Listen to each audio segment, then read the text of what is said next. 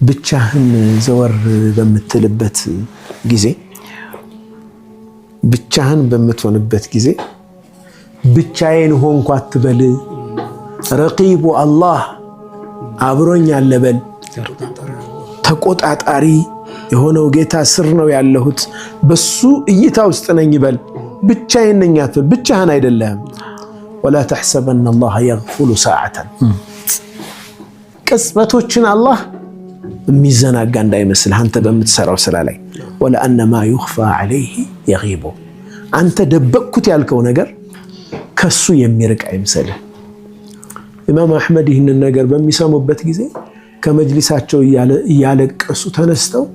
ቤታቸውን ዘግተው ለቅሷቸውን እንሰማ ነበር ይላል ይህንን ግጥም እየደጋገሙ ማለት اذا ما خلوت الدهر فلا تقل خلوت وقل علي رقيب ያሉ ይህንን እየደጋገሙ ያለቅሱ ነበር እውነት እኮ ነው ብቻችን ስንሆን እኮ ብቻችን አይደለም